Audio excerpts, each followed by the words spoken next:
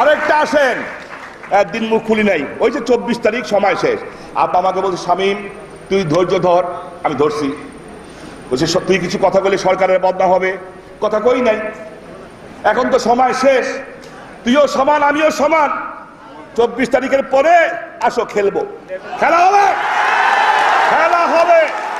24 তারিখের পরে খেলা হবে। তুই তোর খালেদা জিয়া, তোর জামাত, তোর হেফাজত সব নিয়ে আমরা খেলবো।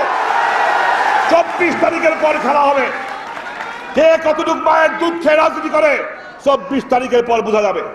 পারভেজকে গুম করছো, কারা কারা উপস্থিত ছিল আমরা জানি না। আইবির ছোট ভাই, কাদিরের পোলা, রকনউদ্দিনের পোলা, আইবির মামাতো ভাই, কারা কারা ওখানে গাড়ি নিয়ে অবস্থান করছিল আমরা জানি।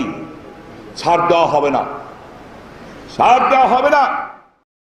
সাথে এখন খারাপ লাগে, খালেদা জিয়া কয় 25 তারিখ, জামাত কয় 25 তারিখ, সুশীল বাবু কয় 25 তারিখ, গালফুলা কামাল হোসেন কয় 25 তারিখ।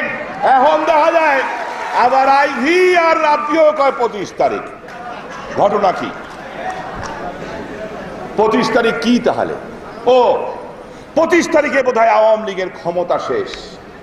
না, 25 তারিখে শেষ না, শেষ হবে 24শে জানুয়ারি। কিন্তু থুকুমুকু আমরা ধরে নিলাম।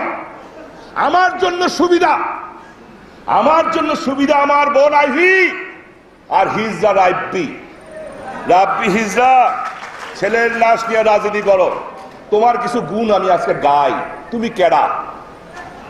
তুমি রফিউর রাব্বি। ছেলে মারা গেছে, 4 দিনের মাথায় গেছো 24-এ প্রোগ্রাম করতে, ফেস পাউডার দিছো, আবার লিপস্টিকও দিছো ঠোঁটে। আল্লাহ, ছেলে মারা গেছে তার। শহীদ মিনারে 40 দিনের দিন গান হয়, ব্যান্ড শো।